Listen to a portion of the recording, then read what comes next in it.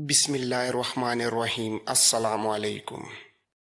طغیانی کا زور بھی تھا اور تبریز کے جوان بازوؤں کی قوت بھی تھی کہ اس نے تھوڑی ہی دور لڑکی کو جا پکڑا۔ وہ ابھی ڈوبی نہیں تھی لیکن وہ تیر بھی نہیں رہی تھی۔ تبریز کے لیے اسے سنبھالنا بہت مشکل ہو گیا۔ اسی کوشش میں پانی انہیں بہت آگے لے گیا۔ تبریز نے اسے اپنے اوپر ڈالا اور کنارے کی طرف تیرنے لگا۔ لڑکی دوبارہ اس کی پیٹھ سے لڑک گئی۔ وہ ہوش میں نہیں تھی۔ اگر تبریز کے جسم میں طاقت اور دل میں بے خوفی نہ ہوتی تو وہ لڑکی کو چھوڑ کر اپنی جان بچانے کی فکر کرتا۔ طغیانی کا زور اور اس کا شور حوصلے پست کر رہا تھا۔ جس جگہ سے قافلہ دریا میں اترا تھا وہاں سے کم و بیش 2 میل دور تبریز لڑکی کو سنبھالے کنارے سے جا لگا۔ وہاں چٹانیں تھیں، بارش ابھی تھمی نہیں تھی۔ تبریز نے لڑکی کو ایک چپٹی چٹان پر لٹایا۔ وہ زندہ تھی پر ہوش میں نہیں تھی۔ اسے معلوم نہیں تھا کہ بے ہوش کو کس طرح ہوش میں لایا جاتا ہے۔ وہ لڑکی کو دیکھتا رہا۔ لڑکی بے ہوشی میں از خود ہی پیٹ کے بل ہو گئی۔ پیٹ پر زور پڑا تو منہ سے دریا کا پانی نکلنے لگا۔ تبریز نے اس کی کمر پر ہاتھ رکھ کر دبایا تو بہت سا پانی منہ کے راستے باہر نکل آیا۔ اس نے اور زور سے دبایا، پہلوؤں سے بھی پیٹ کو دبایا۔ اس سے لڑکی کا پیٹ پانی سے خالی ہو گیا۔ گٹا پھٹنے لگی تو بارش کا زور کم ہو گیا اور کچھ روشنی بھی ہو گئی۔ تبریز نے لڑکی کو سیدھا کیا۔ لڑکی نے ذرا سی آنکھ کھولی اور بند کر لی۔ تبریز کا جسم شل ہو چکا تھا۔ اس نے اپنا گھوڑا دریا میں چھوڑ دیا تھا۔ شاید وہ دریا سے نکل گیا ہوگا۔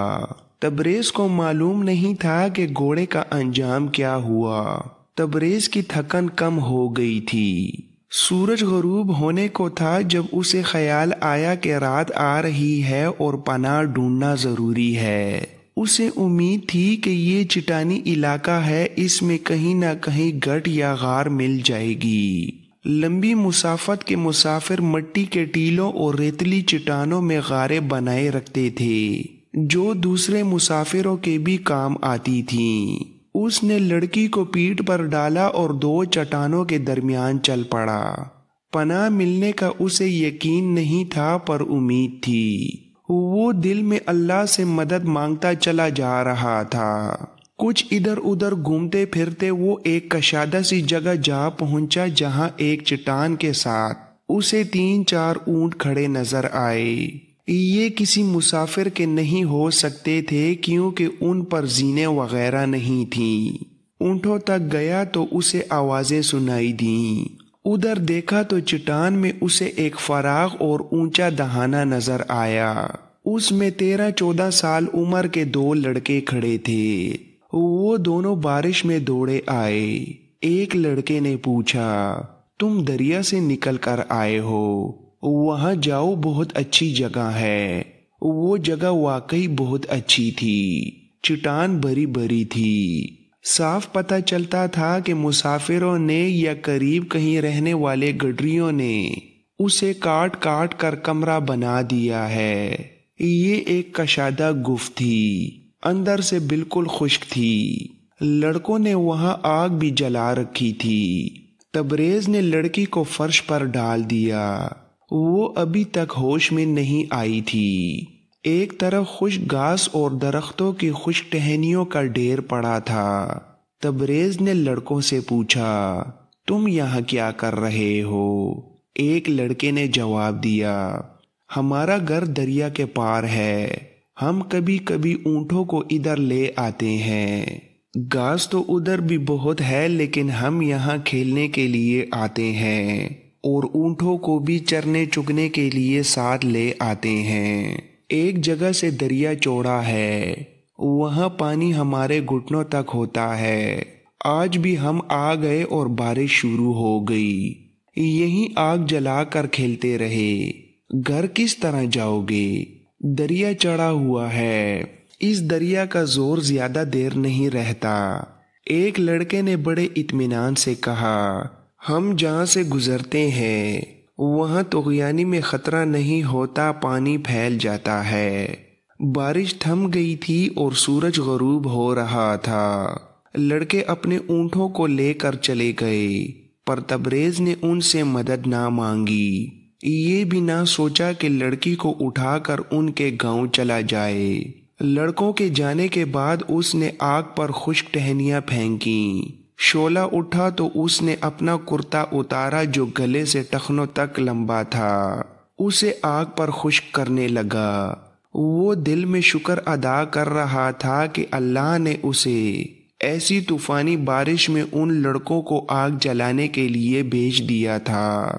اس دوران لڑکی نے آنکھیں کھولی تو اس کے چہرے پر خوف کا تاثر نظر آیا۔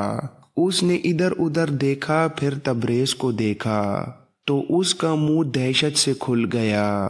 تبریز نے اپنا چوغا نما کرتا اتار رکھا تھا اور طغیانی کے مٹیالے اور گدلے پانی نے اس کے بالوں اور چہرے کو خوفناک بنا رکھا تھا۔ تبریز نے کہا، ڈرو نہیں، مجھے پہچانتی نہیں ہو؟ میں تمہارا ہم سفر تھا۔ لڑکی اٹھ بیٹھی اور بولی، مگر تم مسلمان ہو، مجھے تم پر بھروسہ نہیں کرنا چاہیے، مجھے جانے دو۔ تبریز نے کہا، جاؤ، چلی جاؤ۔ وہ اٹھی تو اس سے چلا نہیں جا رہا تھا۔ گف کے باہر ایک قدم رکھا تو باہر تاریک رات کے سوا کچھ نظر نہ آیا۔ اندر آگ کی روشنی تھی۔ اس نے گھوم کر تبریز کو دیکھا جو ٹہنیوں کی آگ کی روشنی میں پراسرار سا انسان نظر آ رہا تھا۔ وہ لڑکی کو دیکھتا رہا۔ لڑکی پاؤں پر کھڑا نہ رہ سکی، ایک دو قدم آگے آ کر گرنے کے انداز سے بیٹھ گئی اور بے بسی سے تبریز کو دیکھنے لگی۔ تمہاری نسبت مجھے وہ گھوڑا زیادہ عزیز تھا جسے میں نے دریا میں چھوڑا اور تمہیں ڈوبنے سے بچایا۔ لڑکی نے نکاحت زدہ آواز میں کہا، میری قیمت 20 گھوڑوں سے زیادہ ہے۔ تم نے مجھ جیسی لڑکی کبھی نہیں دیکھی ہوگی، مجھے ذلیل و خوار کر کے بیچ ڈالو گے، تمہیں کون روک سکتا ہے؟ تبریز نے کہا، مجھے اللہ روک سکتا ہے اور اللہ نے مجھے روک رکھا ہے۔ یہ ایک معجزہ ہے کہ میں نے تمہیں اس طغیانی سے بچایا ہے جس میں اونٹ اوندا ہو گیا تھا۔ پھر یہ معجزہ نہیں تو اور کیا ہے کہ ہمیں سر پر یہ چھت اور جلتی ہوئی آگ مل گئی۔ میں نے اللہ سے مدد مانگی تھی۔ اللہ صرف ان کی مدد کرتا ہے جن کی نیت صاف ہوتی ہے۔ یہ آگ 2 لڑکے جلا گئے ہیں، وہ فرشتے تھے۔ میں اپنے مذہب کی روشنی میں بات کر رہا ہوں۔ تم اس لیے ڈرتی ہو کہ تمہارا مذہب باطل ہے، اور تم اس لیے بھی ڈرتی ہو کہ تمہاری نگاہ اپنے جسم پر ہے جو بہت دلکش ہے، اور تمہاری نظر میں اپنا چہرہ ہے جو بہت حسین ہے۔ میری نگاہ میری اپنی روح پر ہے جو تمہارے جسم سے زیادہ دلکش اور تمہارے چہرے سے زیادہ حسین ہے۔ میں جانتا ہوں تھوڑی دیر بعد تم مجھے اپنا جسم پیش کر کے کہو گی کہ مجھے منزل پر پہنچا دو۔ کان کھول کر سن لو، میں اپنی روح کو ناپاک نہیں ہونے دوں گا۔ میرے دل میں یہ خرافات ڈالنے کی کوشش نہ کرو کہ میں نے تم جیسی لڑکی کبھی نہیں دیکھی ہوگی۔ تبریز کے بولنے کے انداز میں کوئی ایسا تاثر تھا جس نے لڑکی کے ہونٹ سی دیے، اور وہ حیرت اور خوف سے بھری ہوئی آنکھوں سے تبریز کو دیکھ رہی تھی۔ تبریز کی باتوں میں جو خلوص اور عزم تھا وہ صاف محسوس ہو رہا تھا۔ تبریز نے کہا، آگ کے قریب سے رکھ آؤ۔ وہ کرتا آگ پر خشک کر رہا تھا۔ لڑکی یوں سرک کر آگ کے قریب ہو گئی جیسے اس میں حکم عدولی کی جرت نہیں تھی۔ تبریز نے کرتے کا ایک سرا اس کی طرف بڑھاتے ہوئے کہا، اسے پکڑو اور آگ کے اوپر رکھو۔ اس نے کرتے کو دوسری طرف سے پکڑے رکھا اور دونوں کرتے کو آگ پر ہلانے جلانے لگے۔ لڑکی کے کپڑے بھیگے ہوئے تھے۔ کرتا خشک ہو جائے تو تم پہن لینا، پھر تمہارے کپڑے خشک کر لیں گے۔ لڑکی نے گھبرا کر کہا، نہیں، میں اپنے کپڑے نہیں اتاروں گی، تم اپنی کھال بھی اتار کر آگ پر رکھ دو گی۔ میرے فرض کے راستے میں آنے کی کوشش نہ کرو لڑکی، میں تم پر ثابت کروں گا کہ وحشی مسلمان ہوتے ہیں یا عیسائی۔ میں یہ بھی جانتا ہوں کہ تم کتنی پاک دامن ہو، تم میری پناہ میں ہو۔ میں تمہیں کوئی سخت بات نہیں کر سکتا کیونکہ تم عورت ہو۔ میرا مذہب حکم دیتا ہے کہ مجبور عورت پر ہاتھ نہ اٹھاؤ۔ لڑکی نے پوچھا، تم نے مجھے کس طرح طغیانی سے نکالا تھا؟ کیا باقی لوگ پار ہو گئے تھے؟ تبریز نے اسے تفصیل سے بتا دیا اور یہ بھی بتایا کہ اسے باقی لوگوں کے متعلق بالکل معلوم نہیں۔ لڑکی کا ڈر پھر بھی دور نہ ہوا پر کچھ کم ہو گیا تھا اور اس کی جسمانی حالت بھی اچھی ہوتی جا رہی تھی۔ تبریز کے پوچھنے پر اس نے بتایا کہ وہ اپنے بوڑھے باپ کے ساتھ حمص جا رہی ہے۔ وہ دونوں اس علاقے سے نقل مکانی کر کے آ رہے تھے جو مسلمانوں کی حکمرانی میں تھا۔ حمص میں ان کے رشتہ دار رہتے تھے۔ لڑکی اپنے باپ کے لیے پریشان تھی۔ قافلہ طغیانی میں سے نکل گیا تھا، کوئی کہیں جا کنارے لگا اور کوئی کہیں جا لگا۔ وہ ایک دوسرے کو پکارتے اکٹھے ہونے لگے۔ لڑکی اور تبریز ان میں نہیں تھے۔ وہ اونٹ بھی لاپتہ تھا جس پر لڑکی سوار تھی اور تبریز کا گھوڑا بھی کنارے لگ گیا تھا۔ وہ دور کھڑا تھا۔ قافلے کا ایک آدمی اسے پکڑ لایا اور سب نے یقین سے کہہ دیا کہ حمص کا اتنا خوبصورت جوان جو راستے میں قافلے سے ملا تھا گھوڑے سے گر کر ڈوب گیا ہے۔ تبریز کا تو کسی کو دکھ نہیں تھا، البتہ لڑکی کے غم میں اس کا بوڑھا باپ، 2 عیسائی اور 1 یہودی نڈھال ہوئے جا رہے تھے۔ وہ آگے جانے کی بجائے دریا کے کنارے دور تک جانے کی سوچ رہے تھے۔ قافلے کے کچھ اور لوگ کہتے تھے کہ بیکار ہے، وہ ڈوب گئی ہوگی۔ وہ چاروں سوار ہوئے اور دریا کے ساتھ چل پڑے۔ اس وقت تبریز لڑکی کو طغیانی سے نکال چکا تھا اور اسے چپٹی چٹان پر لٹا کر اس کا پیٹ پانی سے خالی کر رہا تھا۔ وہاں دریا کا موڑ تھا اور چٹانیں بھی تھیں، اس لیے لڑکی کی تلاش میں آنے والے تبریز اور لڑکی کو دیکھ نہ سکے۔ وہ جب اس جگہ آئے تو اس وقت تبریز لڑکی کو پیٹھ پر اٹھائے چٹانوں کے اندر چلا گیا تھا۔ تلاش کرنے والے آگے نکل گئے اور پھر واپس نہیں آئے۔ سورج غروب ہو گیا تو حمص کے راستے پر ہو لیے۔ بوڑھے نے کہا، اتنی قیمتی لڑکی ضائع کرنے پر انہوں نے ہمیں سزائے موت نہ دی تو ہم سمجھیں گے کہ وہ بہت ہی رحم دل ہو گئے ہیں۔ کیا جواب دو گے کہ وہ کس طرح ڈوبی؟ یہودی نے کہا کہ کہہ دیں گے کہ طغیانی میں اس نے منمانی کی، کہتی تھی کہ الگ اونٹ پر دریا پار کروں گی۔ اس نے ضد کی اور طغیانی کا زور اسے ہم سے دور لے گیا۔ وہ دریا سے نکل آتی تو ہمیں مل جاتی۔ ایک عیسائی نے کہا، جو جی میں آئے کہو، ہماری یہ کوتاہی بخش بھی دی جائے تو کیا تم سب کو افسوس نہیں کہ اتنی کارآمد لڑکی ضائع ہو گئی ہے؟ دوسری لڑکی لاتے 1 مہینے سے زیادہ عرصہ لگے گا۔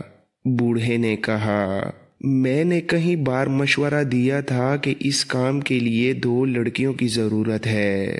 حمص کے مسلمان جوش سے پھٹے جا رہے ہیں۔ اس میں کوئی شک نہیں رہا کہ وہ جو جنگی تربیت حاصل کر رہے ہیں وہ کوئی جذباتی یا وقتی جوش نہیں۔ میں نے ان کی تربیت بہت غور سے دیکھی ہے۔ میرا تجربہ کہتا ہے کہ یہ شب خون اور چھاپے مارنے کی باقاعدہ تربیت ہے۔ میں نے اس کے چاروں استاد دیکھے ہیں، وہ قاہرہ سے بھیجے گئے ہیں یا دمشق سے، اور وہ ماہر چھاپہ مار معلوم ہوتے ہیں۔ ایک عیسائی نے کہا، اگر یہ لوگ ہماری حکمرانی میں ہوتے تو ہم دیکھتے کہ یہ کس طرح جنگی تربیت لیتے ہیں۔ یہودی نے کہا، یہاں یہ اپنی تربیت مکمل کر لیں گے، ہم انہیں آپس میں ٹکرا دیں گے۔ بوڑھے نے کہا، اسی مقصد کے لیے میں اس لڑکی کو دمشق سے لا رہا تھا۔ حمص میں فساد پیدا کرنے کا کام مجھے سونپا گیا تھا۔ میں نے اس لڑکی کا نام لیا تھا۔ انہوں نے مجھے ہی حکم دیا کہ لڑکی کے باپ بن جاؤ اور حمص لے جاؤ۔ کوئی پوچھے تو بتاؤ کہ نقل مکانی کر رہا ہوں۔ رات کے اندھیرے میں وہ چلتے جا رہے تھے اور اپنی اس خفیہ مہم کے متعلق باتیں کرتے جا رہے تھے جس کے لیے انہیں حمص جانا تھا۔ بوڑھا صلیبیوں کا تخریب کار جاسوس تھا اور نفسیاتی تخریب کاری کا ماہر۔ وہ اپنے ساتھیوں سے کہہ رہا تھا کہ مسلمان تو ہر جگہ جنگی تربیت حاصل کرتے ہیں۔